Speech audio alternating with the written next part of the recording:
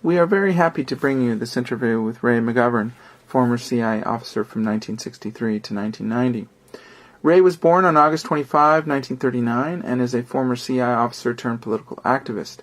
McGovern was a CIA analyst and in the 1980s chaired the National Intelligence Estimates and prepared the President's Daily Brief. He received the Intelligence Commendation Medal at his retirement, only to return it in 2006 to protest CIA's involvement in torture. Ray McGovern now works with Tell the Word, the publishing arm of the Ecumenical Church of the Savior in inner city Washington.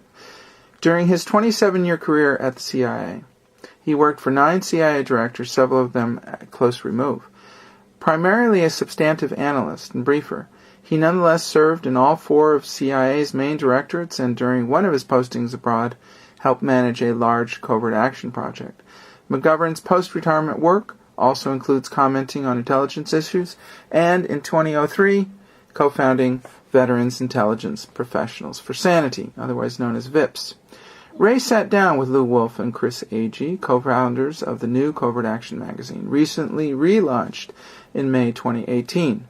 This interview, which is part of a series of interviews we will be bringing you in segments, is part of what we are calling the McGovern tapes.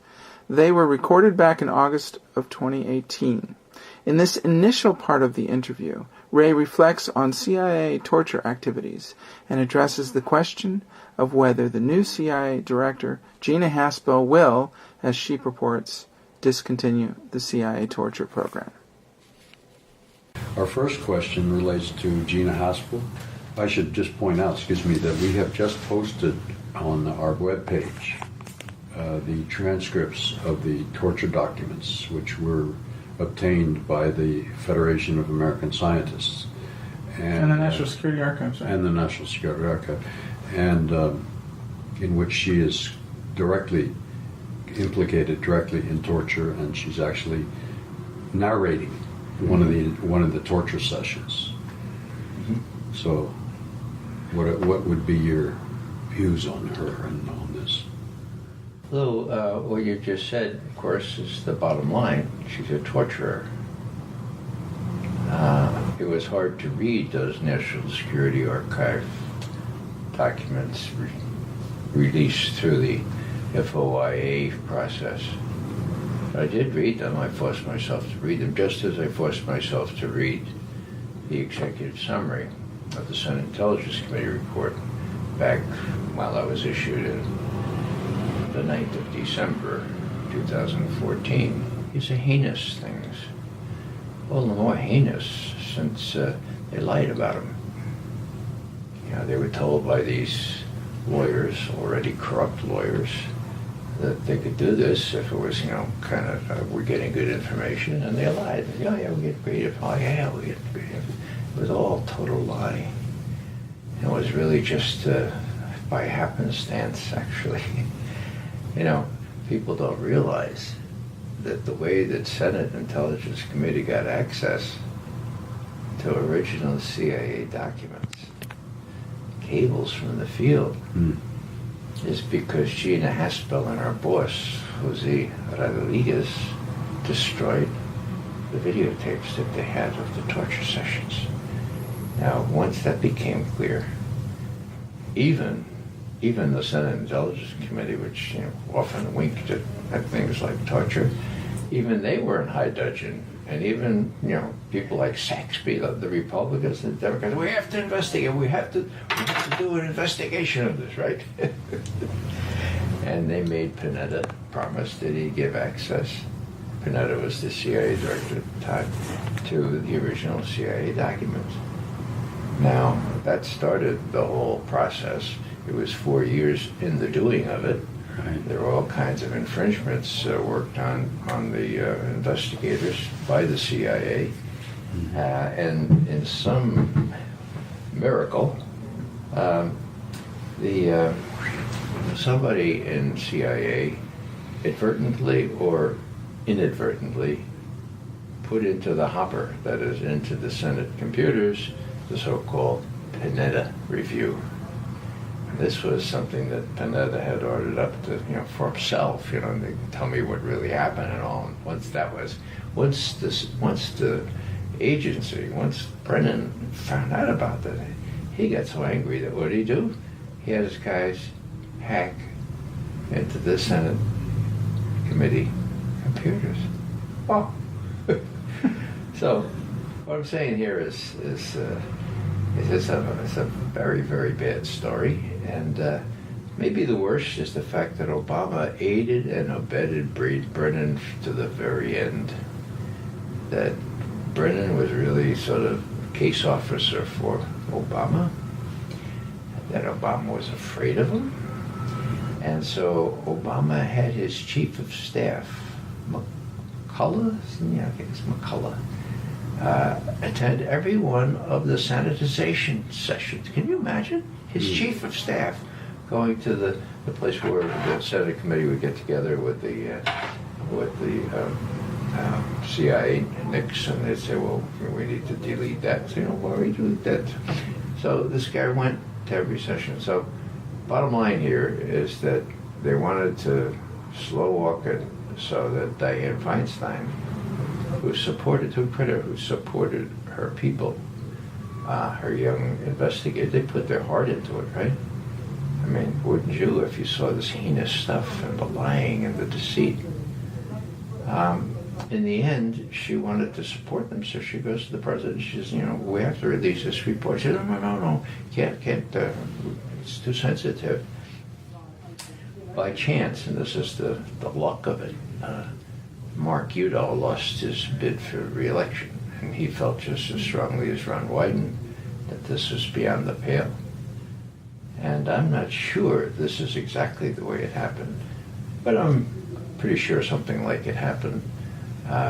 Udall went to Feinstein, the chair, and said, Dianne, you tell the president that if he doesn't release the executive summary that's already been sanitized, I'm going to read the whole thing from the floor of the Senate. Okay, what do I get to lose? I'm a short timer.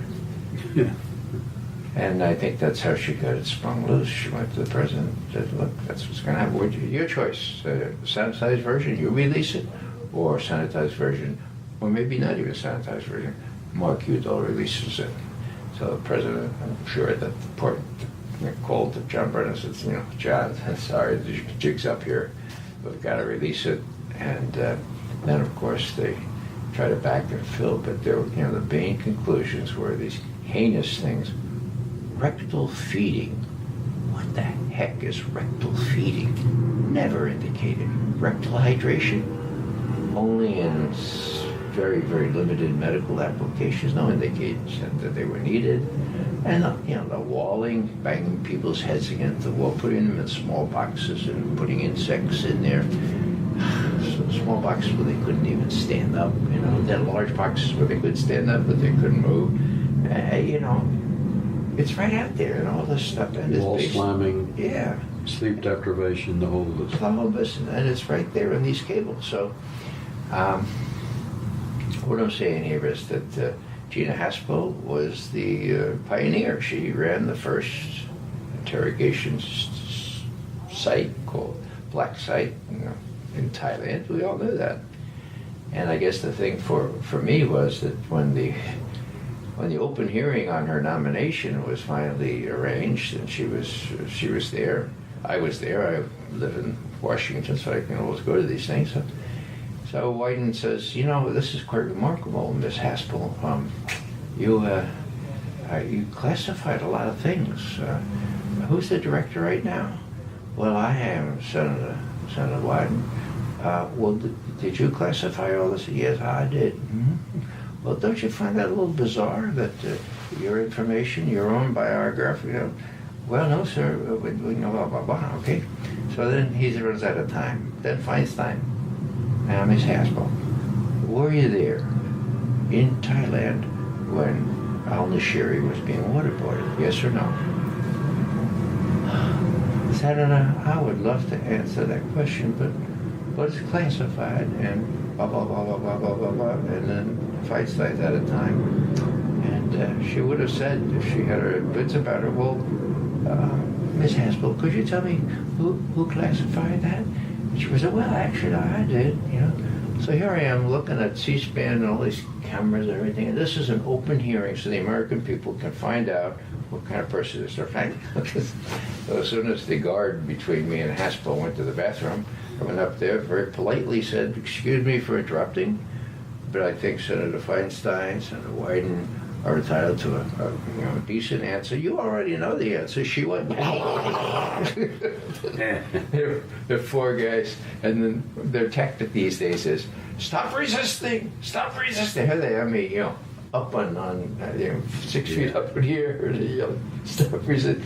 But they want to stop resisting. Does a couple of things. Number one, it builds a case that you are resisting, and then number two, you can't hear anything I say anymore. It's just to stop resisting. So anyhow, yeah, it's a long answer to a simple question, but I find it just beyond the pale that the Senate Intelligence Committee, in full knowledge of this person being in charge of torture at this first black site, and people like Richard Burr, the chair, having been in the House Intelligence Committee, having probably approved that back in 2001, 2002. See, it's all very, very convoluted, and they're all doing, it's all sort of a happy family.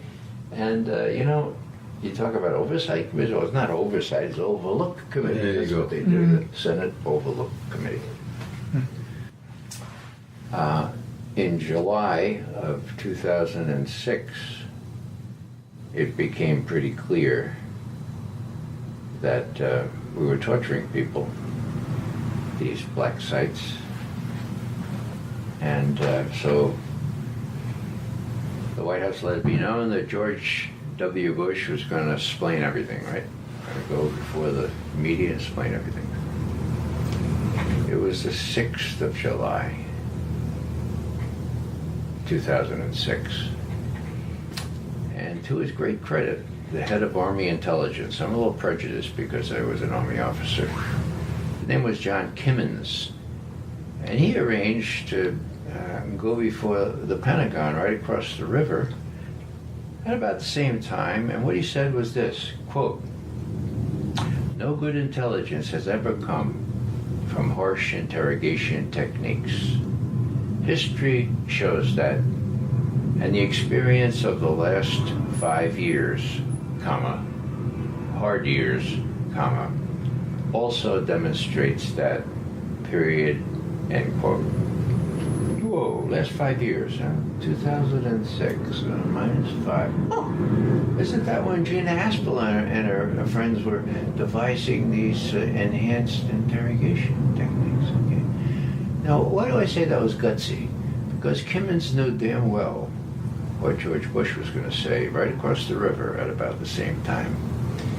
And he felt an obligation to the Constitution, which we all, not only Army officers, but we all swear a solemn oath to support and defend against all enemies, foreign and domestic. Okay, so here's Kimmons in his own way, choosing a principled stand, referring to 5 years as being sad years, and saying without any hesitation that no good intelligence has ever come from harsh interrogation techniques. Whoa, that's something. So, what happens? Bush gets up and he says, these are very, very bad guys, and we need to do more than just a normal interrogation thing. So we did what he called an alternate set of procedures. That was Bush's word. And gradually it became enhanced interrogation techniques. Now, the bright fellow or woman who came up with enhanced interrogation techniques, I hope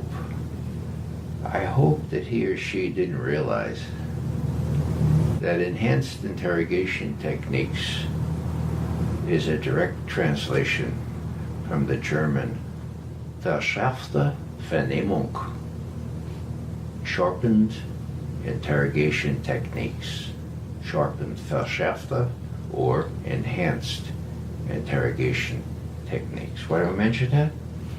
Because that was the heading, the chapter in the Gestapo manual, verschärfte Vernehmung.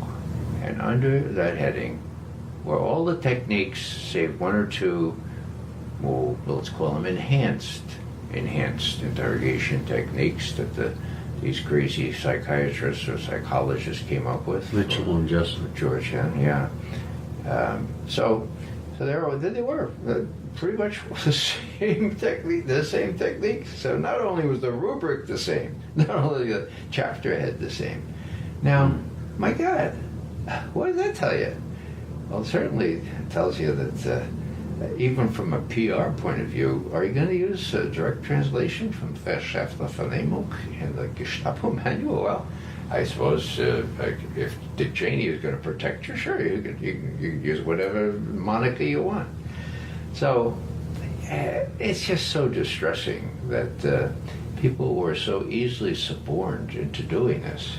And of course, when push comes to shove, you have to remember that all this was done with the express approval of a fellow named George W. Bush.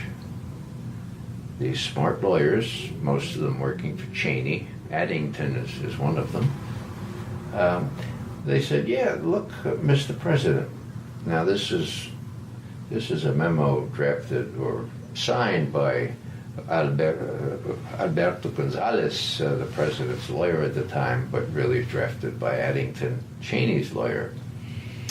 And the whole thing was, look, Mr. President, you should know there's Geneva Conventions, and it's sort of a little complicated, but we can exclude categories of prisoners. We can say Al Qaeda. We say they're not deserving of Geneva protections, and you can do that and probably escape any opprobrium later should some mean-spirited lawyer try to say you violated Geneva. Just by your edict you can avoid that. So out came a memorandum dated 7 February 2002, and the title was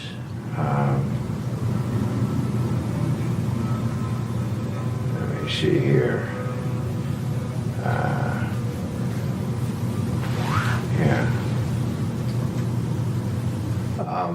The upshot of it was the final conclusion was, we shall treat prisoners humanely,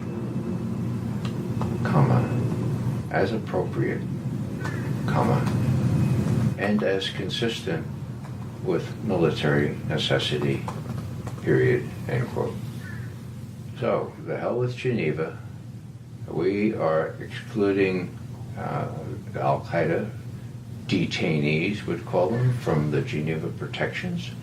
We're doing this unilaterally. And humane treatment is what the title of this memo was.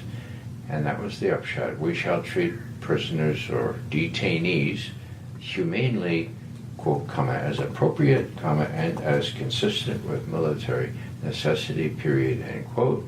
February 7, 2002, sent to all of George Bush's top advisors. So the Vice President, the head of the CIA, head of the Defense Department, head of the State Department, and on down the line, Chairman of the Joint Chiefs of Staff.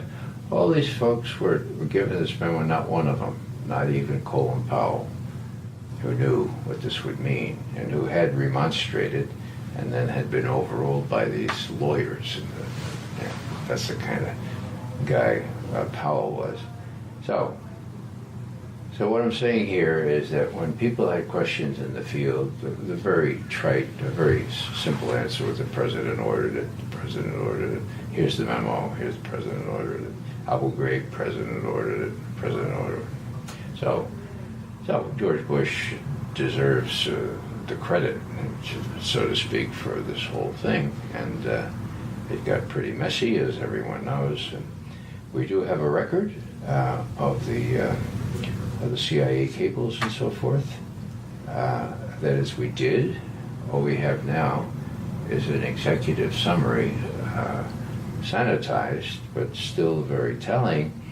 And the first thing that the Senate Committee Chair, Richard Burr, did when he came in January 2015 was to recall all copies of the Senate intelligence investigation of CIA torture.